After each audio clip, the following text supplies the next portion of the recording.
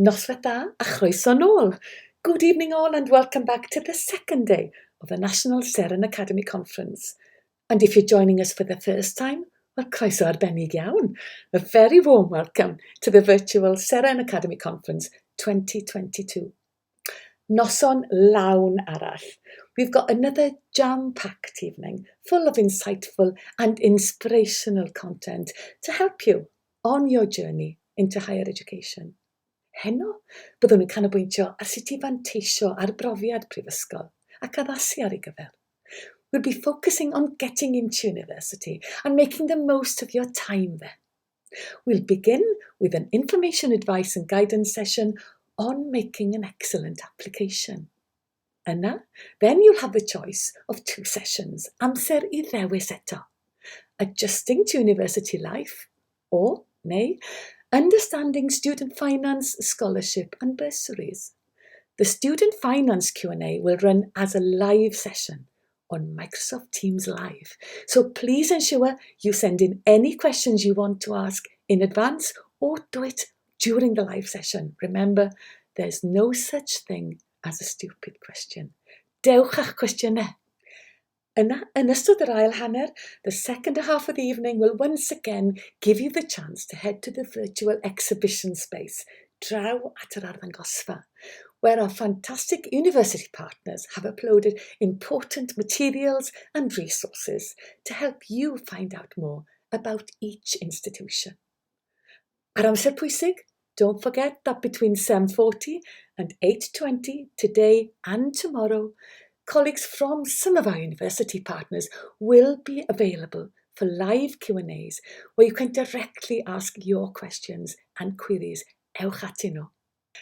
A hefyd cofiwch, remember also that throughout the conference and beyond, you'll be able to access those academic masterclasses in a range of disciplines. Amrywiaeth o ddosbarthiadau meistr. The masterclasses will give you a taste of what it's like to study a range of subjects at university level.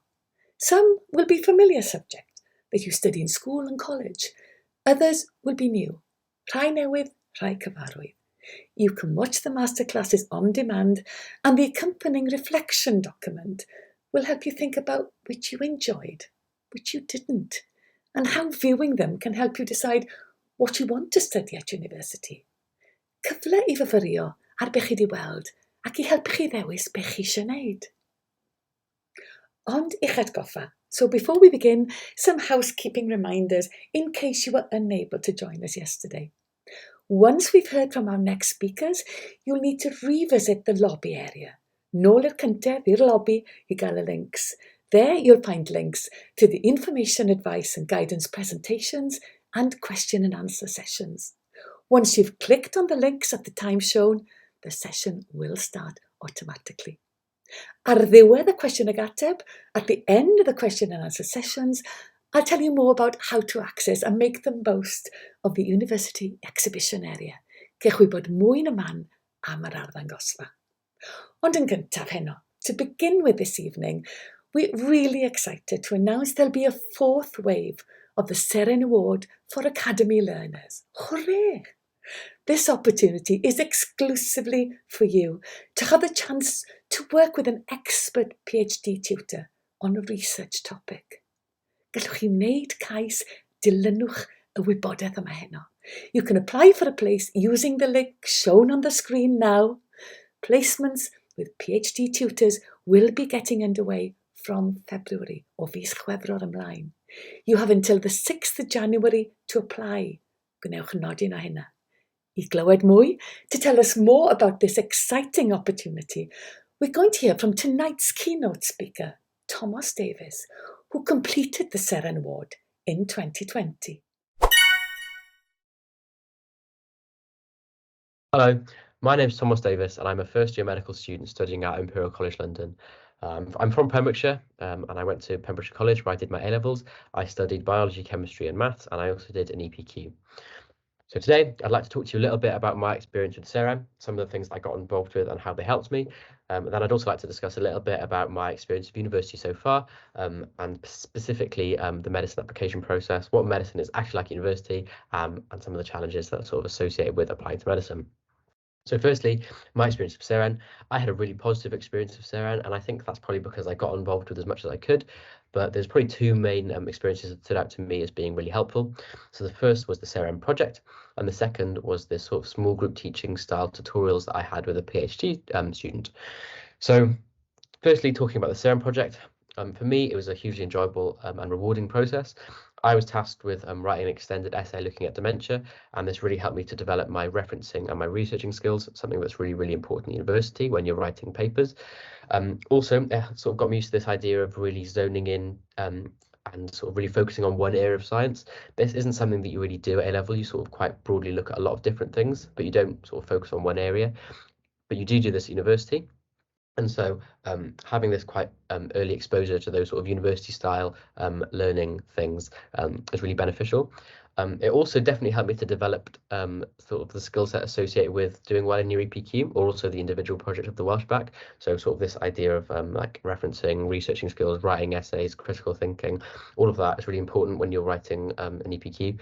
And so I don't think I would have been able to do as well in my EPQ if I hadn't done the Seren project, because it's almost like a mock run for your EPQ or your extended project for your Welshback, because they're very, very similar in structure, and it sort of helps you to get used to that sort of style of writing. So yeah, so for me, Seren, hugely enjoyable, hugely rewarding. My advice would be get involved with as much as you can. It doesn't really matter if it doesn't relate directly to your subject you want to study at university. Homelessness and medicine, not really directly related, but I still found it, that it was a really enjoyable and rewarding experience. So try and get involved with Seren as much as possible and engage with them. So now moving on to talk a little about university. My experience at university so far has been really, really good. I've really, really enjoyed my first term. It's been really nice to sort of move away from rural Pembrokeshire and come to quite a big city like London. There's always so much going on, and it's really nice to sort of constantly be doing stuff. That's not to say that it's not intense. The workload is very intense, and there's always a lot of work to do, but it's definitely manageable. It's not sort of unsustainable. As long as you sort of stay on top of things, it is doable, I promise. But I think before coming to university, my two main concerns were that I wouldn't have any friends and that I wouldn't have any money. And there have not been true, thankfully. I think as long as you're willing to put yourself out there and engage with as many people as possible, making friends should be quite easy, whether that's in your accommodation, on your course, or sort of in clubs and societies. I think as long as you're willing to sort of communicate with people, and maybe it might be a bit uncomfortable at first speaking to sort of random people, but I promise you, once you've been here for a week, you'll sort of really get used to it. So I think before coming here, I would have felt very uncomfortable sort of saying, "Hi, my name's Thomas," because it's a bit cringe. But since I've been here, I feel like I've gotten really good at sort of introducing myself to people and sort of that idea of like making friends with people, because unless you do that, you're just not going to have any friends. And so it's really important you do put yourself out there. And then talking about sort of not having any money, there's a lot of support available for people if you do want money. Thankfully, I get a very good maintenance loan from the government, and I also get a really good financial support from my university. So my advice to you would be, in year 12, try not to worry too much about the finances, and then in year 13, when you're applying, look at the universities you want to apply to, look at the specific financial support that they offer you. Obviously, it's going to be different everywhere. So I get a really good Imperial bursary, but that's not going to be the same at every university. But I would imagine that most universities do have the equivalent to that. And so it's really important that you look at the specific financial support that is available. It's also important to note that if you live and study in London, you do get a higher maintenance loan than if you didn't live and study in London. So that's something to bear in mind, because people constantly say that London's really expensive, but I promise you, if you're sort of sensible and careful with your money, it's not that bad. So now moving on to talk a little bit more about medicine. The medicine application process is hard. I found it really difficult, particularly with the UCAT. I didn't like the UCAT at all. I really did struggle with that, and I didn't do as well as I'd hoped, unfortunately. I did do quite well, but I was aiming for a bit higher than that. But I think it's really important in the application process to just persevere as much as you can. It is a very long process, but if you are truly passionate about medicine, then you will be able to succeed. It's important to remember how competitive it is as well. So if you don't get in the first time, please don't take that as you're not good enough to do it, because the fact that you're doing Seren and the fact that your teachers have supported your decision to study medicine indicates that you are good enough and you are capable of doing it. But it's just so competitive that that's why you haven't got a space this year. I only had one medicine offer, and so I quite easily could have been in the position where I didn't have any spaces, where I didn't have any offers, and I would have been sort of retaking the year. But if you don't get in, it is an opportunity to develop your skills and to improve. It's definitely not It's definitely not a you shouldn't be a doctor moment. It's definitely sort of saying, okay, maybe this time you weren't good enough, but there's lots of pathways you can take that you will eventually lead to getting you a medical degree. So yeah, so persevere, and try not to overwork yourself as well. I think it's really easy to sort of focus so much on the UCAT, the BMAT, your A levels, your interviews, that you sort of don't have time to do anything else. So it's really important you try and balance things, because it is very intense, but you need to sort of have a release from that. And so, yeah, but sort of, I think those are my main pieces of advice. So to sort of then close, we need a lot more Welsh people at universities. I haven't really met many Welsh people since I've been here. And that's not because Welsh people aren't capable, it's just because we don't apply ourselves enough, and not enough Welsh people apply to these sort of prestigious universities. And so the fact that you guys are doing Seren indicates that you are definitely capable of it. You just need to have the self-belief and the sort of the determination to put yourself out there, because if you do try, then you have a much higher likelihood of succeeding than if you don't try at all. And so I think it's really important that we get more Welsh people at university, because we need Welsh people here, but it's also important you guys remember that you are capable of doing it. You just need to have some faith. So thank you very much for listening. I hope some of my advice has been useful. If not, then just don't listen to me, but hopefully it has been. And Diolch yn fawr iawn i ti, Thomas. Thank you, Thomas, for sharing with us. Braf clywed yr hanes. It's wonderful to hear how your time on Seren has helped you on your educational journey. Draw nawr, over now, to hear from Greg Scannell to announce the Seren Award for this year. Ac yna, and then it'll be time for one of our first information, advice and guidance sessions of this evening. I'm delighted that we're going to hear from Glenn Cosby at University of Bristol, who's going to share expert advice on how to make your university application stand out. Ond cyn hynny, take it away, Greg. Hello everyone, I'm Greg, the National Manager for Wales with the Brain Club, and we collaborate with Seren to bring you the Seren Award. Over the last 2 years, nearly 3,000 Seren Academy learners have participated in the award, working with our amazing PhD researchers to develop their academic skills and their subject knowledge that will enhance their university applications. I'm going to be giving you some of the key information about the award over the coming slides, but firstly I'm going to hand over to Seren, who's a former participant in the award, to speak about her experiences and why you should take part, both in Cymraeg and in English.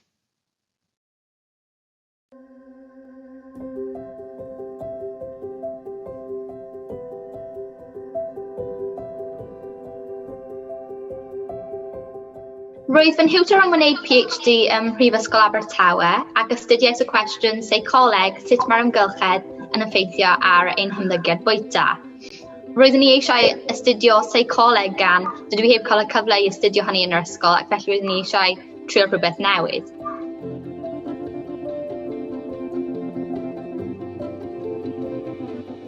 Roedd yn cyfle gwych i gweithio gyda tiwtor PhD a cafodd ei strwythuro felly o fewn 8 nos cefais tair tutorial ar-lein a oedd yn canolbwyntio ar tair prif pwnc o dan y cwestiwn. Roedd yn tua awr o hyd a bydd tiwtor yn trafod y pwnc, a hefyd roedd y sesiynau'n rhyngweithiol iawn, ac felly roedd pawb yn gallu rhannu ei farnau. Ac yna ar ôl y tair sesiwn hynny, cawsom bythefnos i ysgrifennu'r aseiniad terfynol, a oedd yn trafod y cwestiwn, a mi oedd wir yn peth newydd i mi ysgrifennu traethawd fel hynny.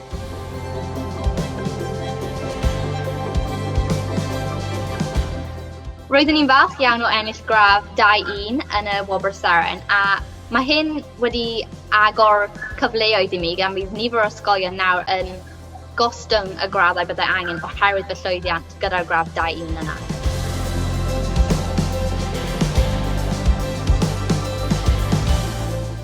Yn bendant, bydd y bendant yn argymell bod pobl eraill yn rhan o'r wobr Seren. Mae'r adborth y gefais yn bendant wedi fy helpu i ddatblygu fy sgiliau a pharatoi ar gyfer y naid enfawr honno i brifysgol. Fe wnaeth hefyd fy ysbrydoli i ddarllen yn ehangach o amgylch y pwnc ac ystyried yr hyn rydw i am ei astudio yn y brifysgol.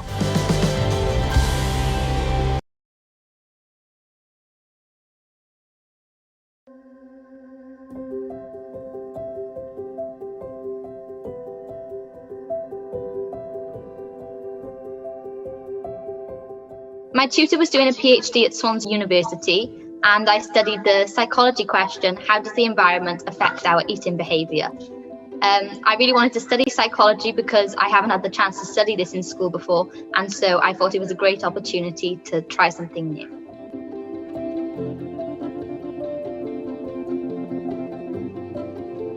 It was structured so that within a week I had 3 online tutorials that focused on 3 main topics within the question. They were about an hour long with the tutor discuss the topic, but also the sessions were very interactive, so everyone was able to share their views. Then after those 3 sessions, we had about 2 weeks to write the final assignment, which was great because I've never written an essay in that style before. That was then graded and we received very thorough feedback.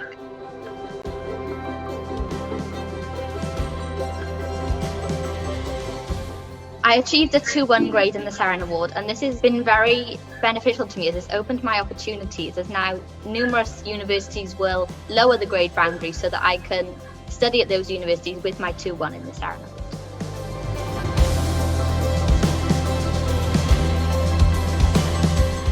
I would definitely recommend other people to be a part of the Seren Award. The feedback I have received has definitely helped develop my skills and prepare for a huge leap into university. It also inspired me to read more widely around the subject and consider whether I'd like to take psychology to a higher level.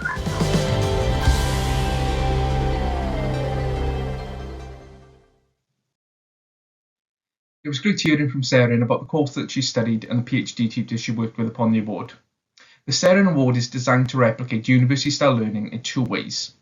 Firstly, the courses are based on the actual area of research that your PhD tutor is working upon at the moment. So this makes all the courses super curricular, going above and beyond anything that you will have done in school or college for your normal A-levels, and also bespoke to you. They're designed so you become a mini expert, if you like, and you have something that will then stand out upon your university application in the future. The most competitive universities are looking for people who've gone above and beyond their A-levels and done the wider reading that they're looking for. So this programme offers a ready-made way of achieving those goals. This slide has a small selection of example courses that our PhD researchers have delivered to Seren learners in the past. And as you can see, they go across all subject areas, from academic disciplines like arts and humanities, social sciences, through to the life sciences, physical sciences, engineering, maths, and other areas of STEM. I'll come on to the second way that it's university-style learning in the coming slides. You'll just hear my voice for the next few slides, as I wanted to allow you to be able to read all the information for yourselves. I'm not going to focus too much upon what the benefits of taking part are, as I think Seren covered most of this information in her videos. But I did want to flag that the University of Bath, the University of Reading, and Aberystwyth University will offer alternative reduced offers upon most of their courses to learners that achieve either a first or a 2-1, the highest 2 grades you could receive at university with a mark of 60 or higher upon the award. 84% of participants in the Seren Award have previously achieved either a first or a 2-1 over the past 2 years, making them eligible for these offers. Like I mentioned previously, the award replicates what it's like to study at university in 2 ways, and the second way is the structure of the programme. You'll be led by an expert PhD researcher and be in a small group of no more than 8 learners from across Wales who share similar academic interests.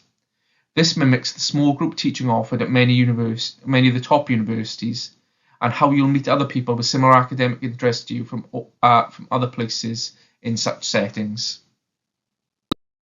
This slide just outlines the specifics of the Seren Award in a little more detail. First, you'll receive an academic masterclass video between 15 and 30 minutes that your PhD tutor will have recorded, which introduces who they are, the area of research, and the course that you'll be working upon with them, and also with your fellow Seren learners. You'll be sent a link to watch this video in advance of attending your first live tutorial. You'll also be set up on our virtual learning environment, the Hub, so you can access any pre-reading materials that they've set in advance. So you go into that first tutorial really well informed about who they are and what you're going to be studying. The VLE also means that you have the ability to communicate with your tutor before you get started and ask them any questions you've got, and also with the other Seren participants taking part in your programme. The 3 tutorials will take place over the course of 1 week, with you receiving links to join the sessions on Microsoft Teams at a specific time for 1 hour. After the third tutorial, you'll have a fortnight to write your final assignment, which should be between 1,500 and 2,000 words. Again, this structure of watching a session, doing some independent reading and research, and being in small groups to discuss the content over the course of a week is often what a typical week at university can look like. Your final assignment will then be marked as it would at university, as if you are a university undergraduate, with you receiving a mark and a university classification and written feedback from your PhD researcher. There will be 4 waves on the Seren Award, one taking place in the week of the 13th of February, then the second in the week that commences the 27th of February, avoiding the half-term holiday, the third during the week of the 6th of March, and the final wave being the week of the 13th of March. You'll be allocated to a wave based on your subject choices when you complete the online survey to sign up. More info on that will follow. And when your PhD tutor from that field is available to deliver the programme. As I've already mentioned, your groups will be made up of 8 learners from across Seren. It could be that you end up with some people you already know from your school, college or hub, but it may well be the case that you're working with 7 other Seren learners that you've never met before. As you can see from this slide, suggested tutorial dates are Monday, Wednesday and Friday of each week, but this may vary from tutor to tutor somewhat depending on their other university teaching and research commitments. However, all tutorials will be scheduled after school or college hours. As previously mentioned, after you have your third and final tutorial, you'll then have a fortnight to write your final assignment response to the big question that has been posed as part of your course. You'll have access to the virtual learning environment, the Hub, to be able to communicate with the other Seren learners on your course to support one another, and also the ability to contact your PhD tutor and ask them any further questions that you may have. Irrespective of which wave in which you participate, you will receive your mark and classification along with the written feedback from your tutor in early April. Some tutors may be able to provide this earlier if you take part in Wave 1 or Wave 2, but as some will be delivering other programmes in different waves and also have other commitments, this cannot be the case across the board. So what do you need to do now? Put more simply, you just need to apply. As soon as I finish speaking, sign up is open, and you'll see on this slide all you need to do is go onto Gofod Seren space and find the Seren Award group. Click to join this group and then complete the survey to select what your subject preferences are. Feel free to take a quick photo, screenshot or whatever you need to do to take note of how to make this application and registration as easy as possible.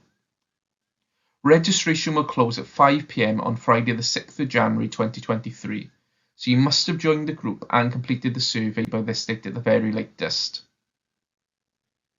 You will then receive an email to confirm if your application has been successful on Monday the 9th of January. However, there are limited spaces available for each hub, and places may be filled before the closing date. If you're successful, you'll be set up on the Brilliant Club's virtual learning environment, the Hub, to access the pre-reading materials, and you'll be sent that link to watch your PhD tutor's academic masterclass video approximately a fortnight before your Seren Award placement is due to commence. I hope that you're all excited about potentially taking part in the Seren Award and that you'll be making applications. If you have any questions, please do get in touch with us on serenaward@thebrilliantclub.org and we'll do our best to get back to you as soon as possible. Please do get your applications in nice and early to avoid disappointment, and best of luck with your Seren journey. Diolch yn fawr pawb, have a great evening. Cynhadledd da. Welcome to the session on making your applications stand out. My name's Glenn and I'm from the University of Bristol, where before becoming a wording participation and undergraduate recruitment officer, I know it's a hell of a gobful, my job title, I was previously an English teacher and a head of sixth form. So I've spent years trying to help students like you find the right course and make an application that really stands out. In the session, we aim to cover everything you need to think about up to and including the point of submitting your UCAS form. We won't go beyond into interviews and so on. We'll aim to cover what the universities are looking for, how you can fill any gaps that you might have, and finally, how to write a great personal statement. So, the first thing is entry requirements. Are they looking at your GCSE grades or not? So, for example, some med schools will require a C or an A in maths. Some, like Bristol, will allow you to take a resit and consider that. Others won't. So that's something to look at for specific courses. Do they offer on just A levels or equivalents? Cardiff, for example, will take any BTEC extended diploma for law. Bristol will take any BTEC extended diploma for law if it's in a range of specific relevant subjects, something to do your research into sooner rather than later. Also, do you qualify for a lower offer? There's something called a contextual offer, which most of the selective universities do to level the educational playing field so that people who have fewer advantages have a chance to try and catch up. At the University of Bristol, for example, there are 4 ways you can qualify for an offer which is reduced on every single course that we do by 2 grades. That would take, for example, medicine from 3As to AAC. The contextual offers are made on various different criteria. At Bristol, they relate to your school or college. They relate to your home postcode using a system called POLAR by the Office for Students, which lots of universities use. And then we would also look at factors like, have you ever been in care, or have you ever taken part in one of our outreach programs like our summer schools? Other universities use different criteria, but if you think you might qualify, it's well worth looking into, and if you can't find out on their website, email them. That reduction could give you just the edge that you need. Also worth knowing, will they consider the Welsh BAC, the Skills Challenge Certificate, or EPQs, or other qualifications? Will they ask you to take another exam alongside, something like the Cambridge Pre-University or the STEP? Will they ask for a portfolio for things like architecture or certain art courses and things like that? They might also ask you to take an aptitude test. These are generally taken at the start of year 13. The famous ones are the LNAT for law and the BMAT and the UCAT for medicine. But at Oxbridge there are also ones for maths, classics, English, modern foreign languages and sciences. Something that you should figure out before you get to year 13 and start preparing your UCAS form. It's also really important to know if they score the personal statement, and if they do, what are they looking for? Now, generally, what the universities are looking for in personal statements and more broadly boils down to 3 main things. One is your academic ability. Will you thrive and achieve?